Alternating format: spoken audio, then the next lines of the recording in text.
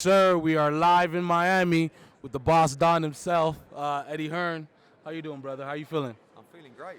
Um, I'm excited about Super Bowl, Yeah. but more excited about Fight Night tonight in Miami. 3 World Championship fights on DAZN, and the YouTubers are back as well. Of So course, yeah, of there's going to course, be a of lot of course. energy in there. I mean, you've now that we've had a picture of how this DAZN matchroom situation has taken place. What is your assessment of it when you're looking back at what you've done in the last year and a half? How do you evaluate it, and how do you evaluate your partnership with DAZN? I think it's been great. I think it's been revolutionary for the sport. It's been more about understanding the US market and the communities and the people and the fans. Like every city's different. So like we come here to Miami, it's very different to Dallas, Texas, where we'll be with Mikey Los Garcia. Angeles, yeah, Los Angeles, Philadelphia, New York, Kansas. We've been everywhere. But one thing remains is that boxing needs to be freshened up here. The problem you have in America, in my opinion, which we've taken in the UK boxing from maybe the 5th biggest sport to the 2nd biggest sport. Yeah. Over here, mine might be the 8th or 9th biggest sport. It's behind obviously American football, baseball, basketball, hockey, then all the college systems, then the UFC, and it's right down the bottom. So, and I just feel like it's become a little bit flat. Yeah.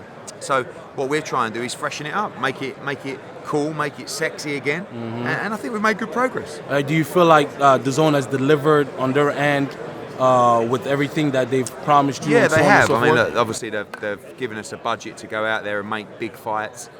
Subscriber numbers are in a good place right now, and we have a good community online. When you think that a pay-per-view fight is $90, and a year on DAZN is $99, like it's just ridiculous to think that of the value that it's giving fight fans. Go ahead, finish that. So I think we're in a good place, and I think now it's about keeping the foot to the floor on the gas and keep going and build on the success that they've had over this first year and a half. There's a lot of rumors out there that DAZN's running out of money or so on and so forth. What do you have to say about that? Well, they keep paying me, so I don't see that. I mean, I think if that was the case, like internally, we'd see some panic and stuff like that. I mean, look, they're spending a huge amount of money. Sure. They're funded mainly by one of the richest men in the world, who has invested billions in this project. He ain't going anywhere. He's got billions more that he can stick in, and he's not just going to go, oh, do you know what? Let's just leave it. People re-strategize all the time. When PBC came into boxing, I went to their first show. I looked at the production. I was like, wow. I went three months later. It was all gone. Yeah. You know what I mean? It's the PBC fanboys saying this online. I'm seeing it everywhere. But it's only like what happened to the PBC. And DAZN, you just become wiser. Yeah. DAZN might think, actually we flew 7 people to work on that. Maybe we only need 5. So, see, they're cutting staff. They're running out of money. So I think in boxing it's amazing. You've got like these teams of people, like PBC and Showtime and Fox and ESPN, and the fans kind of align themselves to an individual and a network sometimes rather than a fighter. Well, exactly. I mean, I would rather be watching the fighters than committing to one of these Put houses. your energy into that. Exactly. We had Devin here yesterday, Devin Haney, an exceptional young man, striving how he should be. Is there a possibility for him to get a unification fight this year, or possibly a super fight this year? The great thing with Devin is he wants all that smoke now. So he's like, when can I fight Lomachenko? Well, boy, if I move up and fight Mikey Garcia, I'm like, mate, you're 21. Calm down, chill. But he's had 24 fights. He's an exceptional fighter. He feels like he's in the prime of his career, and he wants those fights. For me, I think the fight in 2020 that we should make for Devin Haney is Ryan Garcia. I think that's a big fight. You've kind of got that quartet of Teofimo Lopez, Devin Haney, Ryan Garcia, and Tank. Tank. Of the young guns. Loma's the king. But those 4 should all really be fighting each other. I mean, Devin against Tank, Ryan against Tank, Devin against Teofimo. These are great fights that we want to see. And those guys are the future. You've got a lot of guys right now coming to the end of their careers. Manny Pacquiao, Floyd we've seen just done. Probably Danny Garcia, Broner, like these guys, they're kind of on the way out. And it's now the young guns coming through that need to take over. Do you who do you see winning with Teofimo and Loma? I see Lomachenko winning, but I like the by fight. stoppage. I actually do. Yeah, Late? I do see a stoppage in that fight. But I do think Teofimo's a live dog. He's got power. He's got probably a little bit of arrogance and that confidence about him that you need against Loma. You can't be reckless, but you can't be afraid to take chances. And I think it's a good fight. How do you How do you rate your the Logan Paul and KSI? Now that we're looking back, you know, KSI 1 and Logan Paul 2, whatever the two fights that took place.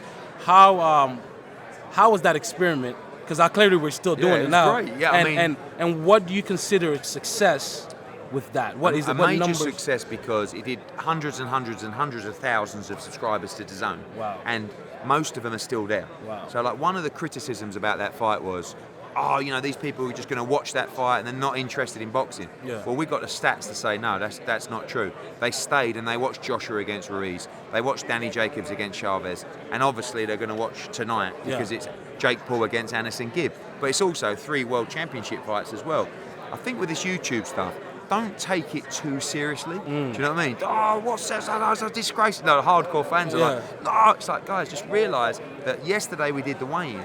I've never seen anything like it. Like the energy that they're bringing to these shows. Tonight we've got Mink Mill, we've got Jamie Foxx, we've got Wiz Khalifa. Like they're all coming. They're all With coming. all due respect, they're not coming to watch Danny Ramon. No, they don't know who that is. No, they're coming to watch Jake Paul. They don't know who that is. Yeah. So if we can keep that energy, and when we bring the fans in, as long as we show them what's great about the sport, I feel like it's a good thing. Are we going to continue this trend of, we are, of YouTube guys? Like it's 2 or 3 a year. Do you know what I mean? 2 or 3 a year. That's it. It can't be like every show. I mean, we're in negotiations at the moment with Antonio Brown to fight Logan Paul. Oh, this is a real situation. Yeah, for sure, yeah. So, and I think that's a huge fight because that's not just the YouTube world. Yeah. That's the YouTube world and the NFL world, Sure. which is its own, you know, his own audience. So we're going to see if he gets a team. If he doesn't get a team, which I don't think like he will get a team, then I think we'll get the fight. Do you let's shift a little bit to the heavyweights. AJ, do you feel that he fully redeemed himself? And what's your assessment of where he stands at in the heavyweight division right now? I think it was an absolutely brilliant performance in which you can't really win, can you? Because everyone says, oh, AJ's reckless. He's got no footwork. He can't go 12 rounds. And then he dazzles around the ring and he could have done 20 rounds. And then, oh, that was a bit boring. So it's like, he needed to win that fight. Like, it wasn't a fight where you can go in and take chances and risks. You'll see that now moving forward. Yeah. But I think he showed so many new fundamentals to his game. There's still question marks. Yeah. There's still question marks over Deontay Wilder. Yeah. You know, and Tyson Fury. Yeah. So, and there will always be question marks over everyone in the heavyweight division because it's so dangerous. Who do you feel will win that Fury and Wilder fight? And are we going to see Joshua fight one of those guys this year? I think it's a tough one to call. Kind of feel like Fury will school him, but Wilder does have the equaliser. So I think if he's more reckless in this fight, he's going to be dangerous. I think if he gives him the same kind of respect as last time, you know, he may just cruise to a points victory, Tyson Fury. The second question, absolutely 100%. We must be trying to push for the winner of that fight against Anthony Joshua. You know, we tried to do it last time. He said, she said, whatever, that's history. Now, we nearly lost it all. Yeah. You know, he won it back. Let's not take any chances. Let's make this huge fight. In a perfect world, a perfect situation, who would you have Joshua fight next before the dust settles? After the dust settles with Tyson Fury and Wilder. He has does two he have a mandatory? mandatories. Yeah, he has Kubrat Pulev. Oh, that's right. And then he has Alexander IBF Usyk. and the WBO. Yeah, very tough fights, you know. So really, we want to keep the belts. Yeah. But if there was the option to fight Wilder Fury winner and lose a belt, we would also go for that. So, you know, I think we'll see what happens with her fight. We've got to concentrate on our business, get the mandatories dealt with, but when the opportunity to make that fight arises, we must take it. Now, the heavyweight division obviously looks really good right now. You got Usyk, you got White, you got Chisora, you got Daniel, you got Joyce. Yeah. Where do you rank these guys, and what's going to happen with Usyk? What's going to happen with I'm hearing whispers about Chisora and Usyk. I'm hearing whispers of White and Ruiz. I'm hearing different. I'm talking to the man now. These are the kind of fights that we want to make, because I feel like if we can get those top 15 guys fighting each other. I mean, you've got the 3 standout guys: Joshua, Wilder, and Fury. Yeah. But I feel like Dillian Whyte's right on that cusp. Definitely. I feel like Alexander Usyk, still some questions to answer, but the guy has just become the undisputed cruiserweight champion in 15 fights. Yeah. So now he's going to move up to see if he can do it at heavyweight as well. Anthony Ruiz is still a problem. You know, he's a good fighter. He's going to come back. He's going to be dangerous. Who do you think he should fight next? I like the Dillian Whyte fight. I think Dillian Whyte against Andy Ruiz. Are you trying to make that fight happen? I think Dillian Whyte will fight Povetkin next, which is another great fight. and then hopefully make the Ruiz fight after. You've got Luis Ortiz is still there. Joseph Parker, our guy, he's a former world heavyweight champion. He's dangerous. But how great for the division that you've probably got 10 guys that can all beat each other. Yeah. Who do you have winning with Dubois versus Joyce? And what do you think of that fight? Is it too early for that fight? I think so.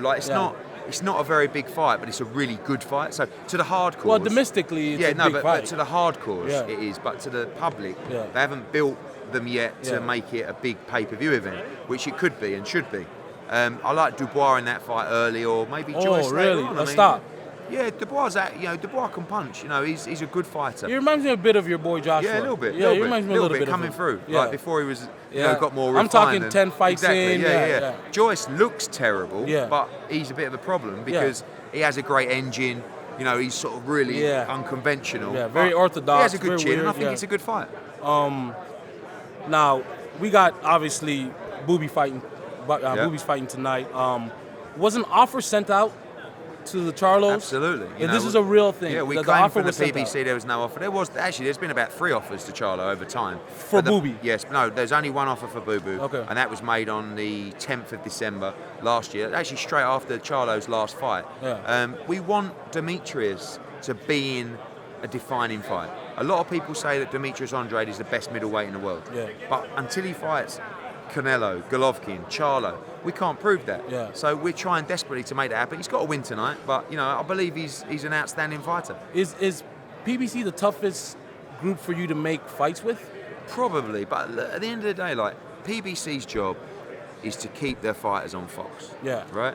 Top Rank's job is to keep their fighters on ESPN. My job is to keep them on DAZN. So no one really wants But what I'm saying about the Charlo fight is, if you don't want to come to DAZN, Demetrius will come to Fox and fight Charlo for one fight. And you're willing to do that? 100%. And DAZN is okay with that? Yeah, you guys no are all problem. okay with that? No problem. I've had it approved by everybody. But, Charlo needs a big fight. Yes, he does. So does Demetrius. Yes. So fight each other. Well, both Charlos need a big fight. Exactly. And then Triple G. What's going on with that? Are we going to get Triple G and the other Charlo? He's got a mandatory in April or May, and then he's going to fight, I understand, Canelo Alvarez in September in the trilogy fight. So, that's Canelo. Obviously, he's come into the latter stages of his career now. Still got a lot left. Just had an unbelievable fight with Derevyanchenko on DAZN. And we want to make sure that he gets his shot at Canelo Alvarez this year. Why can't we get Farmer and Davis? Why can't we get that done? I mean, Farmer's fighting tonight. Yeah, I think the same kind of thing. They kind of disrespect Tevin in terms of his value. Yeah. So they made him an offer for $2 million. Now, this is a big pay-per-view fight now, those two. And again, it's the same thing with that fight, where I have no problem with doing that fight on Fox.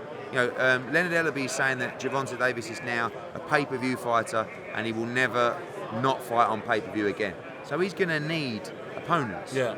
Ryan Garcia, Leo Santa Cruz, Tevin Farmer. They're all pay-per-view fights. So obviously a pay-per-view fight with a purse of $2 million don't really appeal. Yeah. He's making similar money now. So, but he needs, Jojo Diaz, the fight tonight. That's a a great real fight. That's a great fight. That's a real live dog fight. We've been giving him great activity. Yeah. Now, bit of an acid test tonight. Yeah. If he comes through that, he needs a unification or something defining. Billy Joe, Callum Smith, Yeah. Triple G. Are Canelo holding?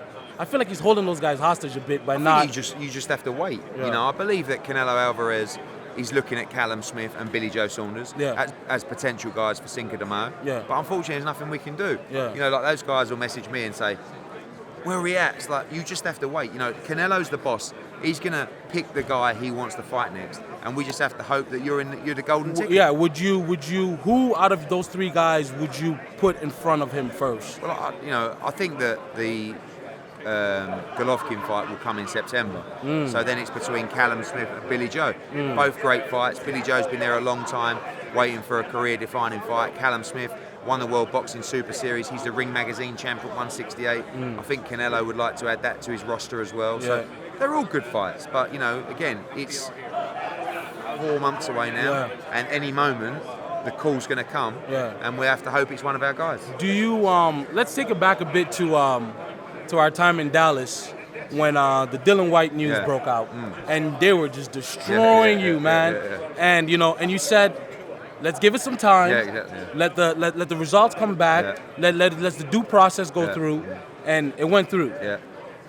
How do you feel about all of that? You know, it was a horrible time. I felt really for Dillian Whyte because, you know, there's like an atypical finding in a test where it doesn't really prove anything. It's like, look, we need to look into this more, but there needs to be an investigation. As soon as that's said, then you're guilty. Yeah. Do you know what I mean? It's like, hold on, do you want the investigation to go through first, or are you just going to tell everyone he's guilty? No, he's guilty. And the investigation went through. He never failed a drugs test. He was nothing in his system that was performance enhancing, and he was completely cleared. But no one really says sorry. Do you know what I mean? It's No, like, nobody says okay, that. then, I mean, I remember, man, we were right on camera the day after that news broke. Yeah. With all the journalists were just going in on you, and I'm like, it's tough. And you know, I believed Dillian. Do you know what I mean? And I also know that a lot of people fail drugs tests and say, I never took nothing. I know, and they're guilty. Right? But I just believed him and I backed him, and I was right. And it was sweet when it came out. You know, it was sweet, but it's been tough for him. Because don't worry, I'm just a promoter. He had it in the neck from fans, from everyone. You're guilty. You're a drugs cheat. And then again, those same people never come back after and went, apologise. Yeah. So now a lot of people have legal problems. A lot of media outlets who are writing stories, defamatory stories, basically ruining his career. Defamation of character, 100%. Mikey Garcia. Well, what's the date? February what? 29. Jesse Vargas in Dallas. That's a tough fight. Oh man. You know, like, listen, Mikey Garcia is a legend. You know, multi-weight world champion. 3 division weight champion. At 147, only had one fight, and he lost most rounds to Errol Spence, right? Jesse, who is a big 147, 2-weight world champion, moving up to 54, but coming back to 47. He's going to be a big guy in the ring that night, you know. And I think that with Mikey Garcia, this is going to be a tough fight. People just presuming Mikey's going to come through in a great fight and look good. This is a proper fight, and Jesse's up for it, you know. If Mikey gets through, I think he should look at the Pacquiao fight. I think Mikey Garcia against Pacquiao is a great fight. But Feb 29th on DAZN, that's going to be a big fight, a big night. Mikey Garcia against Jesse Vargas. Do you think that Mikey is your biggest American star right now? I think so, yeah. I mean, you know, I've noticed that, you know, that Hispanic following, it's very passionate. Oh yeah, you see that, right? I mean, we saw it. Listen, we did Danny Jacobs against Chavez Jr. We had 9,000 head. The atmosphere was wild. They're throwing beers in the ring afterwards. But we want that. What a mess, though. That was just what a scene. You know, what a scene. I'd say we want beer in the ring all week, but we want passion. It felt like the '90s, you know, like you know when you're in in England and London somewhere, and, you know, it's like crazy. Riot. Like a little riot. You know, say Earl Spence. Do you consider him the best 147 in the world? Or is it Terence Crawford? Well, that's a good question. I mean, I still think that... As a fan, in your assessment as a fan. I don't think that Terence has had enough defining fights at 47 yet. I mean, when you look at Errol Spence's wins, you know, obviously you've got Sean Porter, you've got Kell Brook, who obviously beat Sean Porter himself, and then you have Mikey Garcia. I think it's very difficult to say that Manny Pacquiao is not the best 47 in the world. Well, look at the resume, you know, and he's just beating Keith Thurman, who has to be top 5 for sure, and he beat him reasonably comfortably. You know what I mean? Like, so I like the Manny Pacquiao or Spence fight. I like if Mikey Garcia can register a big win at 47. I like to see that fight, but I think you have to really give the respect to Pacquiao and say he's the top dog right now. Do you? Well, that goes right. We go right into Pacquiao. Do you think that Pacquiao should ride into the sunset this year and just... Yeah, it's hard to, isn't it, when you're at the top of the game? Like when you've just beaten Thurman and you probably put in one of the best career performances of your career for a while. Why retire? Do you know what I mean? But you have to stop sometime. You don't want to grow old in the ring. You know, I mean, he's 42, right? Yeah, you don't want to become old and put in a bad performance and get knocked out. But I think he's definitely got another 2 or 3 fights in him. Do you how do you feel your place in boxing? Do you feel like you've had a large part to do with the resurrection of boxing in the last 2 years or year or so? And I know you don't like to toot your own horn. Well, I do. On camera. No, but I think in the UK, unquestionably, without being arrogant, like we've completely changed the game in the US. In the UK. In the US, I think we've shaken it up, right? And we've been responsible for other people doing more, trying harder, spending more money. So in that respect, we've shaken up the game in the US. Have we changed the game yet in the US? Probably not. Well, we're going subscription based now. That's because of your deal with DAZN. So I feel like it's coming, but I feel like we've shaken up, we've shook the game up here, but we've still got a lot of work to do.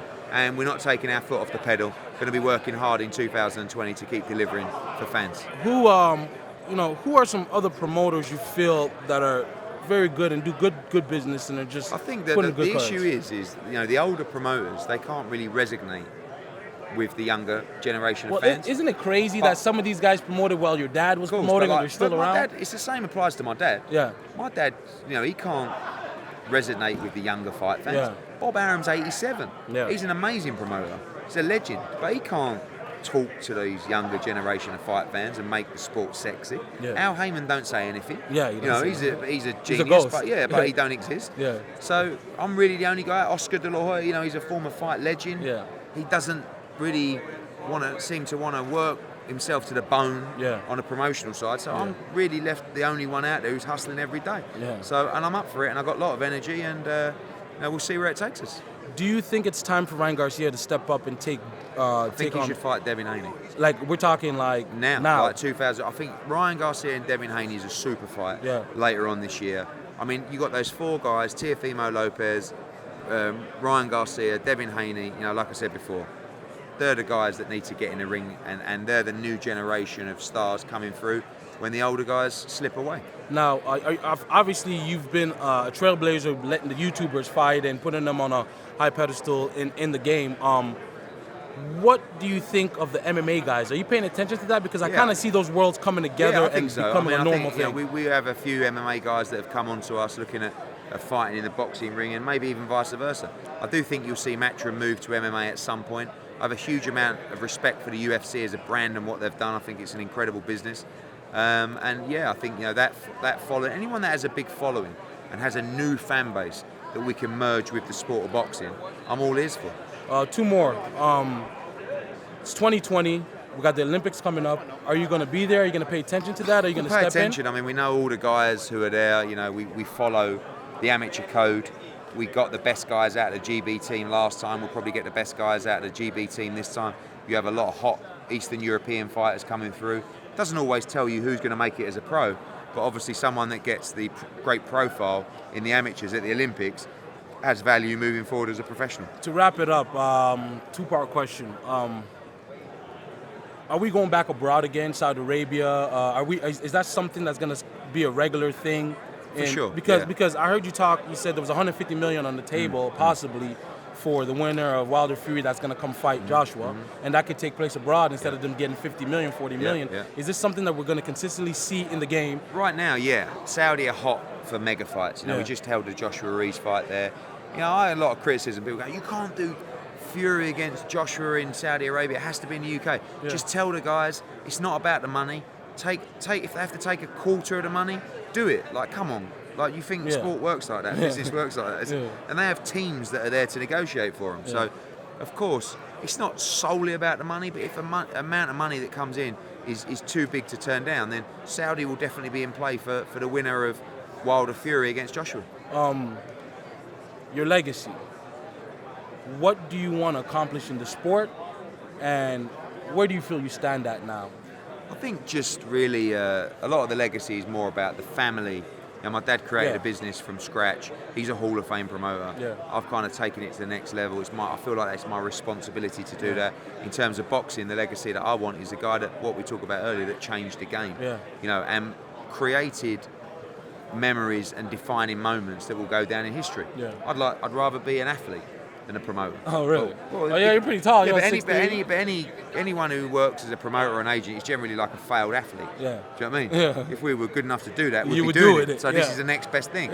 So for me, it's just about being part of great moments and experiencing a small part of adrenaline that the fighter experiences. My dad always said to me, if you can get 1% of the adrenaline that your fighter gets when they walk to the ring, you're a lucky guy. And I feel like I get 20 or 30%. So for me, that's what it's all about. Who do you got winning Super Bowl? First of all, do you even pay attention to the really shit? I knew it. I was going to say that. All I can say is that what I do know is that this is probably one of the toughest Super Bowls to pick in a long time. They're not necessarily the two of the best teams, but I like the 49ers just because I kind of followed them in the past more than the Chiefs. But I've got a little feeling that the Chiefs are going to do it, and I think they're going to come through. Are you going to be at the game? I'm not. You're flying out? You're flying out? Kell Brook's fighting next week. Oh, man. So we got another show. So, I'll be watching them. We'll see you tonight. It's always a pleasure to talk to you, Eddie, and love my brother. Thank you. All right. Thanks, guys. Hey there, fight fans. Breon Page here with Fanatics View. Thank you so much for watching. If you want to see more knockouts, subscribe down below at Fanatics View.